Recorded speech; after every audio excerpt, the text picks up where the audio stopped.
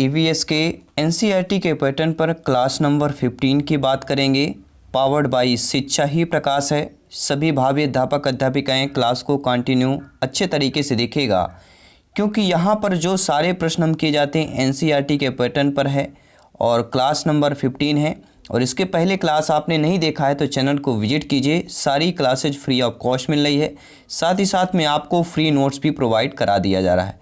तो चलिए क्लास को कंटिन्यू करते हैं। सभी शिक्षक बंधु ध्यानपूर्वक इस क्लास को अटेंड करेंगे और अपना अपना फीडबैक कमेंट के माध्यम से बताएंगे। तो चलिए प्रश्न की शुरुआत करते हैं। वन्यजीव संरक्षण पर निम्न में से कौन सा असरकारी संघ अर्थात एनजीओ समर्पित है? ये आपके टीटी एग्जाम पर पूछा गया प्रश्न है। WWF फॉर नेचर भारत, भारतीय वन्यजीव बोर्ड, भारतीय वन्य जीवन क्रिया योजना या उपरोक्त सभी कमेंट करें, फीडबैक करें। वन्यजीव संरक्षण में कौन सा असरकारी या संघ या एनजीओ समर्पित है? WWF for nature, world wide fund for nature, जो कि भारत पर है।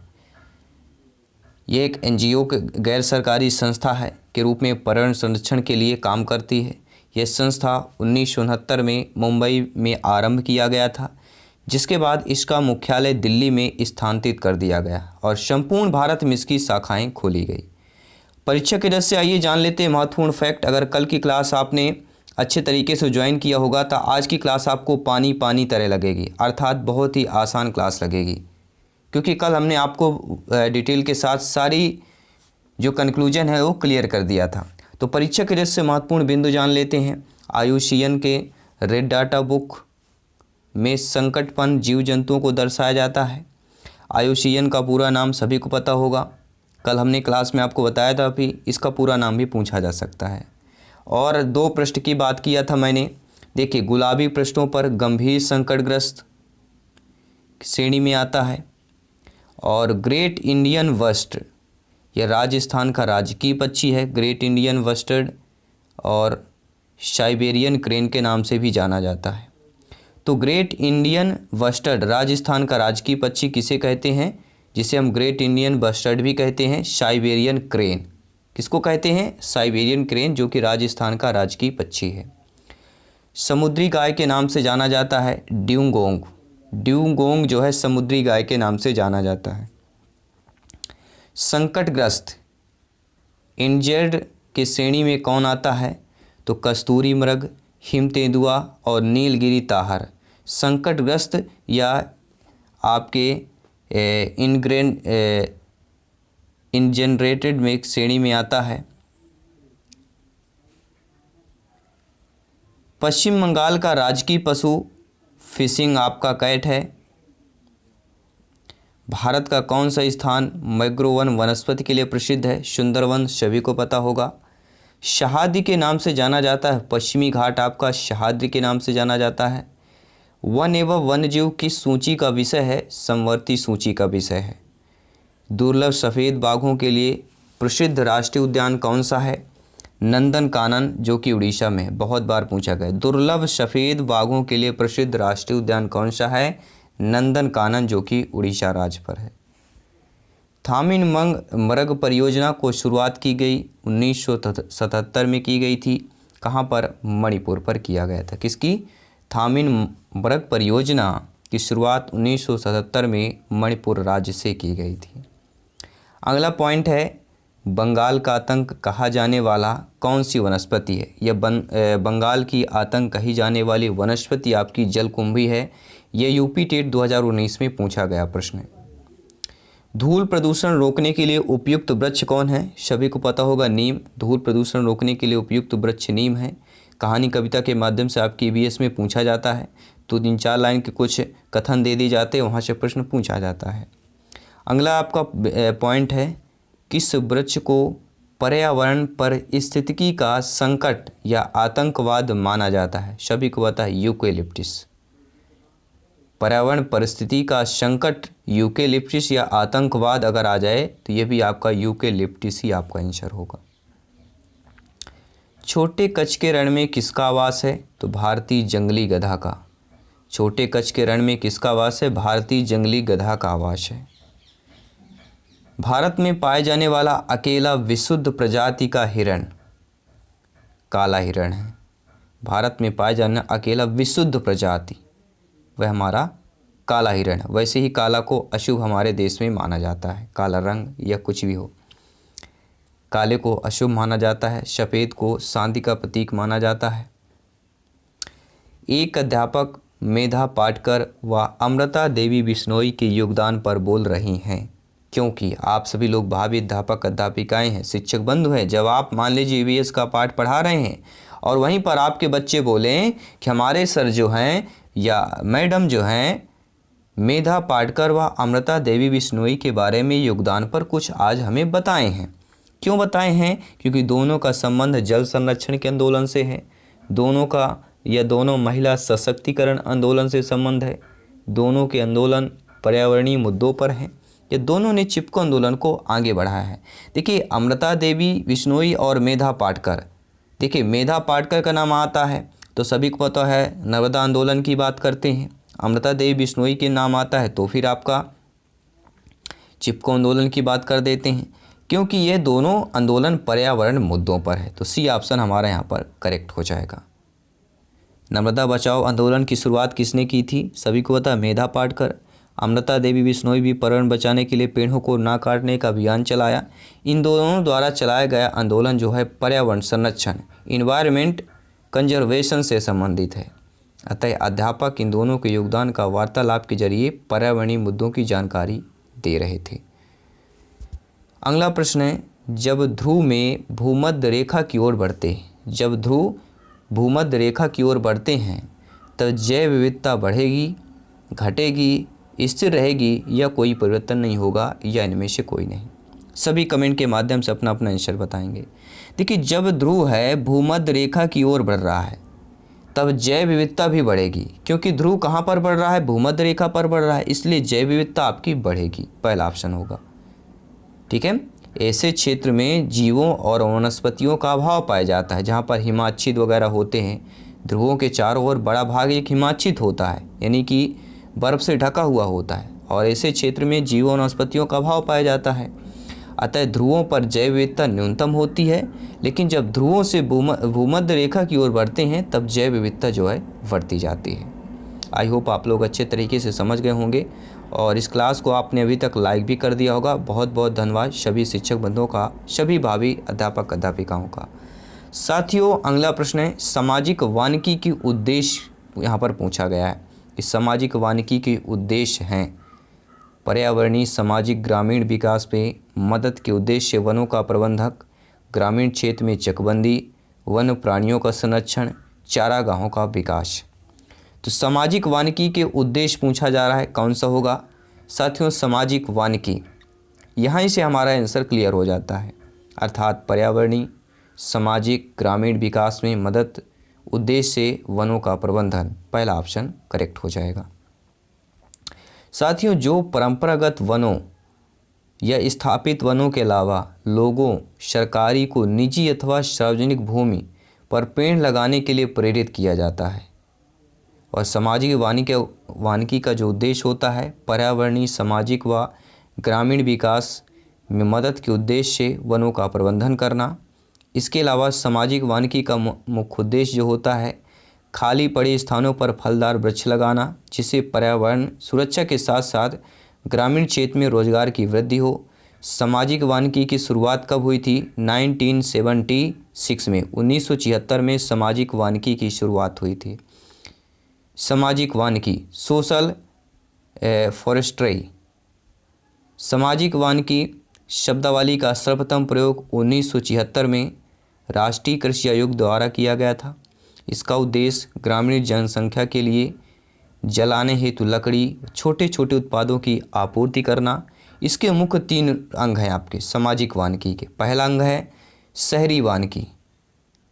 इसके अंतर्गत शहर, उनके आसपास निजी सार्वजनिक भूमि जैसे हरित पट्टी, पार्क, सड़क, औद्योगिक व्यापारिक स्थल, वृक्ष लगाना, प्रबंधन करना होता है। दूसरा होता है ग्रामीण वानिकी। शहरी वानिकी के बाद आता है ग्रामीण वानिकी। ग्रामीण वानिकी में कृषि वानिकी व समुदाय वानिकी में ग्रामीण वानिकी को बढ़ावा दिया जाता है। यहाँ से प्रश्न बन जाता है कि कृषि वानिकी या समुदाय वानिकी में बढ़ावा दिया जाता है? किसमें? शहरी वानिकी में, ग्रामीण में या कृषि में? तो ग्रामीण वानिकी में क्या है? कृषि वानिकी और समुदाय वानिकी को बढ़ावा दिया जाता है। तीसरा है कृषि वानिकी। यह वानिकी खेती को एक साथ करना है, वानिकी व खेती को एक साथ करना है, जिससे खाद्यान्न, चारा, ईंधन, इमारती लकड़ी व फलों को उत्पादन संयुक्त रूप से किया जा सके। यह कृषि वानिकी। तो 3 वानिकी हैं आपके, ठीक है। शहरी वानिकी हो गया, सामाजिक वानिकी में शहरी, ग्रामीण, फिर आपका कृषि वानिकी। अगला प्रश्न है साथियों, चिपको आंदोलन के जनक गौरा देवी, चिपको आंदोलन किस गांव से प्रारंभ किया गया? रैणी, मनमती, थिरफाक, हाट गांव। देखिए हाट गांव का भी आपने नाम सुना होगा काफ़ी बार, लेकिन रैणी गांव का नाम आता है तो सभी के जिह्वा पर एक ही नाम आ जाता है। जैसे चिपको आंदोलन की बात की जाती है, रैणी गांव उत्तराखंड, ये अपने आप आपके आ जाएंगे। सुंदरलाल बहुगुणा अपने आप नाम जाए, क्योंकि काफ़ी बार प्रश्न पढ़ चुके हैं, काफ़ी बार आपके टीटी एग्जाम में पूछा गया प्रश्न है। और सभी को इतना तो पता होगा कि लगभग 2500 पेड़ की कटाई की नीलामी यहाँ पर थी, और गौरव देवी के अन्य महिलाओं ने नीलामी के खिलाफ इसका विरोध किया और पेड़ों को पकड़कर खड़ी हो गई थी, जिसमें गौरव देवी समेत 21 महिलाएं थीं। टोटल 21 महिलाएं थीं। ये भी आपका प्रश्न पूछा जा सकता है कि कितनी टोटल महिलाएं थीं? 21 महिलाएं थीं।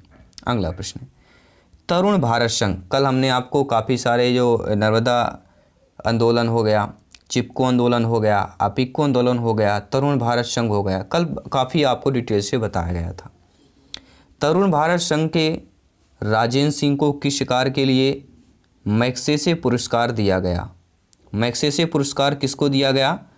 डॉक्टर राजेंद्र सिंह को। किसके में? तरुण भारत संघ पर। जल संरक्षण पर, समुदाय वानिकी, वनों के संरक्षण, सौर ऊर्जा। देखिए डॉक्टर राजेंद्र सिंह का जब भी नाम या जिक्र होता है एक ही नाम आता है, जल संरक्षण। सभी को पता होगा जल संरक्षण का नाम डॉक्टर राजेंद्र सिंह से जुड़ा हुआ है।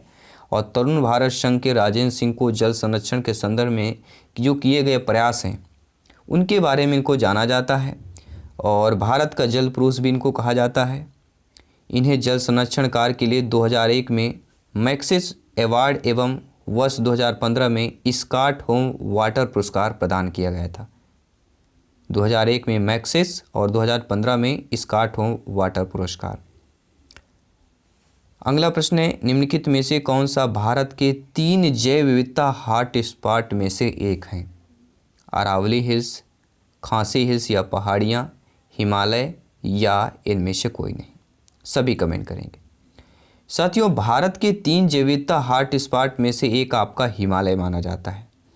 और टोटल जैव विविधता हॉट स्पॉट कह दें तो भारत में कुल 4 हॉट स्पॉट क्षेत्र हैं, जिसमें से 2 हॉट स्पॉट क्षेत्रों को विश्व के अत्यधिक तप्त हॉट स्पॉट क्षेत्रों में जाना जाता है। भारत के 4 हॉट स्पॉट क्षेत्र हिमालय क्षेत्र, इंडो वर्मा क्षेत्र, पश्चिमी घाट और श्रीलंका का क्षेत्र, और चौथा है सुंडालैंड का क्षेत्र। भारत का हिमालय क्षेत्र सर्वाधिक जैव विविधता वाला क्षेत्र है। अत्यधिक वर्षा के कारण यहाँ सदाबहार वन पाए जाते हैं। पूर्वी हिमालय हॉट स्पॉट क्षेत्र भारत के उत्तर पूर्वी भाग, दक्षिण मध्य एवं पूर्वी नेपाल एवं भूटान के क्षेत्र पर फैला हुआ है।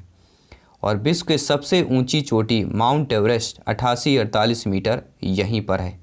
हिमालय की बात करेंगे। परीक्षा की दृष्टि से महत्वपूर्ण बिंदु जान लेते हैं। हॉट स्पॉट शब्द का सबसे पहले किसने प्रयोग किया? नॉर्मन मायर्स 1988 में। विश्व में कुल हॉट स्पॉट क्षेत्र 35 है। भारत में हॉट स्पॉट क्षेत्र 4 हैं, इंडो वर्मा, हिमालय, पश्चिमी घाट, श्रीलंका और सुंडालैंड क्षेत्र निकोबार द्वीप समूह पर है। भारत का नवीनतम हॉट स्पॉट क्षेत्र आपका जो है नवीनतम, यानी कि अभी फ़िलहाल में 2013 में सुंडालैंड है। नवीनतम, भारत का नवीनतम हॉट स्पॉट क्षेत्र। अगला प्रश्न है, निम्नलिखित में से कौन सा रामसर घोषणा की सूची में नम क्षेत्र नहीं है? नम मतलब एक नमी से संबंधित है, सभी को पता होगा। तो रामसर घोषणा की सूची में नम क्षेत्र नहीं है। वूलर झील, रुद्रसागर झील, केवलादेव राष्ट्रीय उद्यान, राजसमंद झील। देखिए जो आपका वूलर, रुद्रसागर और केवलादेव, ये तीनों रामसर घोषणा की सूची में नम क्षेत्र हैं, लेकिन चौथा नहीं है। भारत में कुल आर्द्रभूमि क्षेत्र जो है भारत के भौगोलिक क्षेत्र का 4.63% है।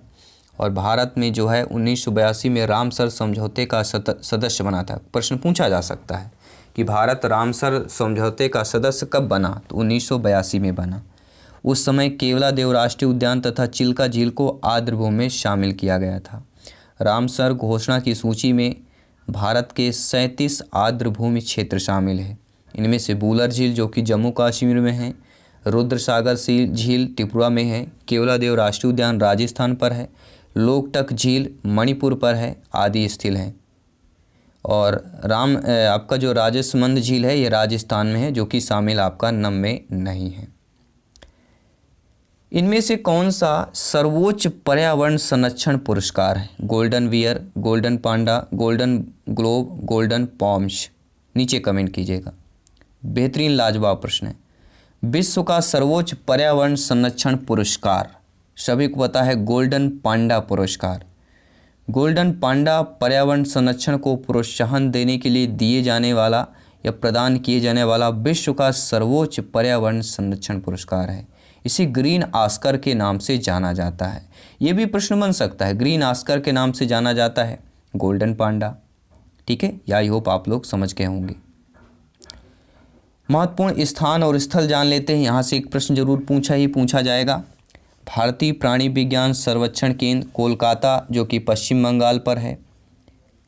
Indian forest college Dehradun Uttarakhand पर है। भारतीय वन सर्वेक्षण केंद्र देहरादून उत्तराखंड पर है।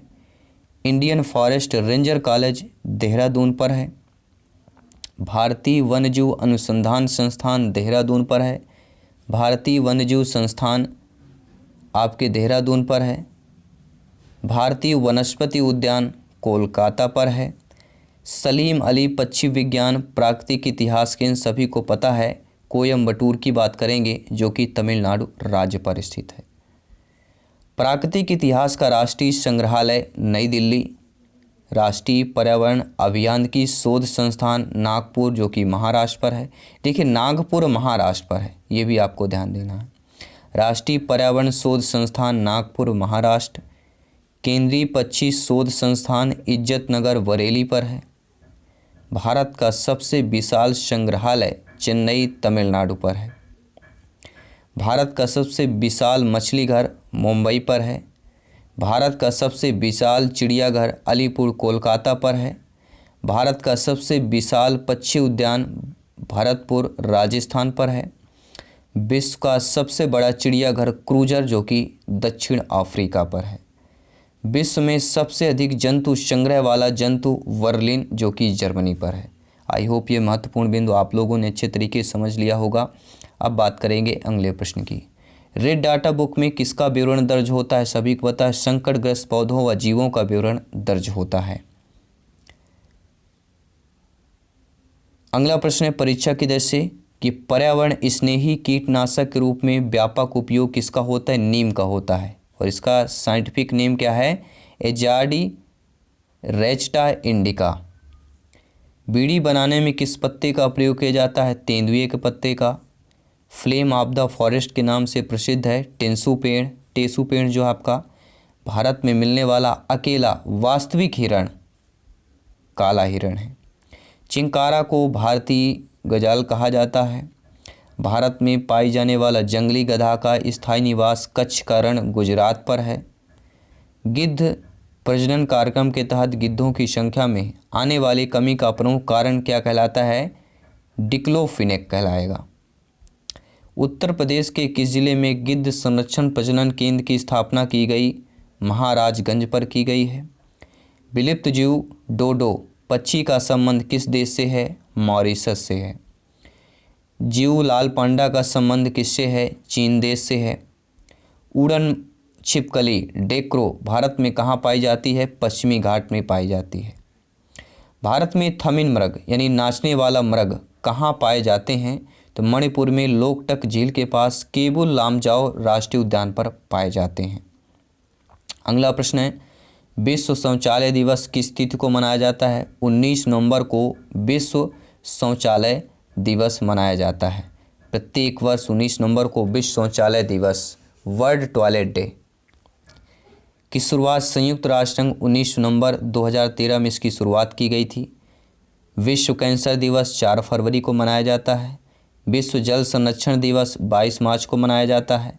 विश्व उपभोक्ता दिवस 15 मार्च को मनाया जाता है और पृथ्वी दिवस 22 अप्रैल को मनाई जाती है और विश्व पर्यावरण दिवस 5 जून को मनाया जाता है। वर्ल्ड इन्वायरमेंट डे WED की शुरुआत संयुक्त राष्ट्र संघ के महासभा की स्टॉकहोम कॉन्फ्रेंस के बैठक द्वारा 5 जून 1972 ईस्वी से की गई थी और विश्व पर्यावरण दिवस का प्रथम आयोजन 5 जून 1974 ईस्वी को संयुक्त राष्ट्र पर किया गया था। तो ये दोस्तों महत्वपूर्ण क्लास थी आपकी 15वीं। और कल जो 16वीं क्लास रहेगी वह हम प्रदूषण से संबंधित कंसेप्ट लाएंगे और वहाँ पर महत्वपूर्ण फैक्ट, महत्वपूर्ण बिंदु और महत्वपूर्ण क्वेश्चन की बात करेंगे। तो क्लास कैसी लगी नीचे कमेंट करें, फीडबैक करें। तैयारी जारी रखें क्योंकि सिलेक्शन सर्वोपरि है। तैयारी ऑल सब्जेक्ट की आउट ऑफ 150 में से 125 प्लस क्रॉस करना है और शिक्षक भर्ती में सिलेक्शन पाना है। सपनों को साकार करना है, शिक्षक का प्रचार प्रसार करना है, ज्ञान का प्रचार प्रसार करना है, क्योंकि माँ सरस्वती की अभिनंदना प्रार्थना है कि आप लोग ज़रूर नियुक्ति मिलेगी। आप लोग मेहनत कर रहे हैं। आप लोग जब मेहनत करते हैं तो उसकी सफलता ही आपको, ये सारी मेहनत का दुख दर्द दूर हो जाएगा जब आपको सफलता मिलेगी। तो मैं आपके साथ जयसवाल सर जल्द मिलता हूँ नेक्स्ट क्लास पर। धन्यवाद सभी का। जय हिंद, वंदे मातरम।